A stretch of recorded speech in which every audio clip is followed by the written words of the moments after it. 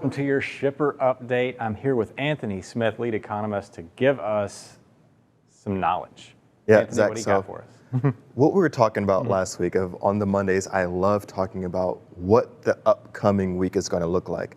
Last week, it was just overflowed. It was like Christmas came early. I had industrial production, retail sales. I had housing starts, permits, initial jobs claims. The list went on. It was amazing. This week is going to be a little bit lighter, but everything is really kind of getting crunched into Wednesday. We did have one data release, and that was existing home sales.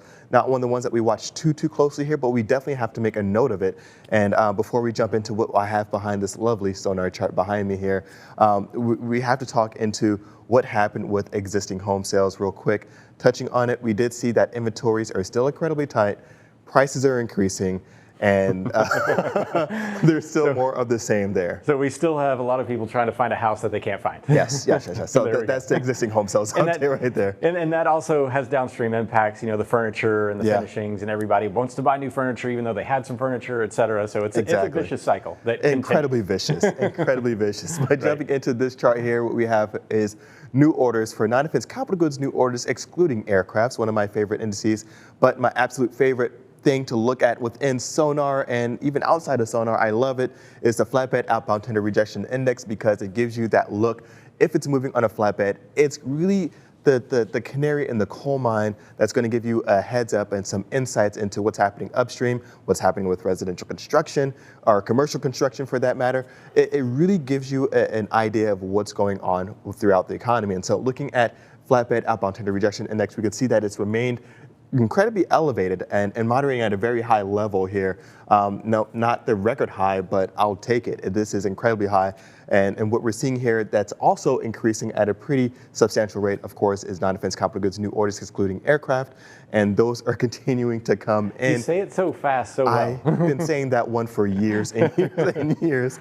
And I've been watching this one closely. And one of the things I can tell you is the historic trends. And so usually when we see this peak in the rate of growth on a quarterly rate, that rate of growth on an annualized rate on a year-over-year 12-month moving average starts to kind of really kind of dip down maybe 6 to 7 months after. And so what we've already seen is a peak in industrial production earlier on in the year. Now this precedes industrial production, so this is going to be one of the telltale signs that kind of helps confirm whether or not we're going to see that slower rate of growth going into 2022. And this is one of the areas that I'm really expecting to see a slower rate of growth. Not to say that there's going to be a complete fall off in overall manufacturing or business to business opportunities or capital goods expenditures. We're not going to dip down in here, for instance. Not seeing it. Unlike my stocks, I'm not seeing it right now. So one of the things that we are anticipating is that this is going to ease and come down in a very subtle way, and nothing overt. Like you said, nothing down to that level just right there, at least not overnight for sure. One of the things that we are going to expect though is that if you're busy, you're going to be busy next year as well.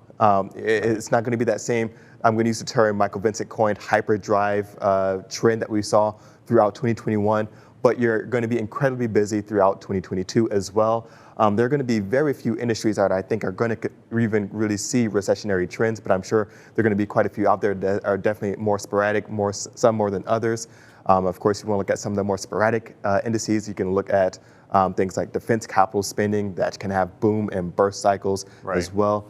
But one of the things that I'm going to be looking for here, of course, is going to be those tangible goods moving throughout the country. And this is going to be the two that I'm going to be looking at here. But of course, it all comes down to one thing. In our next chart, we're going to be able to talk about it, and that's personal consumption expenditures for durable goods, because those consumers are really the lifeblood. I say that the industrial economy is like the canary in the coal mine. The consumers are like the lifeblood that the economy feeds off of, and the freight industry is like the veins that just really transport these consumers their goods. If the consumers are buying and the consumers are happy and they're in a good place, so they don't even seem to need to be happy if they're just buying at this point. They initialize the economy, really, especially in our economy here in America. So it's, I see what you're saying. So basically, personal consumption expenditures fuels that business expenditures and those capital goods new orders, excluding aircraft, that I said hopefully well enough. You would have thought you've been an economist for years. So that's spot on. I mean, when we're looking at what really spurs some of that, it's going to come down to that consumer demand. If you're not getting a lot of consumer demand, maybe you're not going to invest in that new machinery because further downstream, there's no need for that. So Zach, completely, this is pretty much the big ones. Of course, in the next chart here, I think I have initial jobless claims, but that's going to be one that we're going to be watching closely. If it stays around that 260,000 mark, great, good. And we're good to go. We're looking pretty good already. Well, thank you so much for that, Anthony Smith.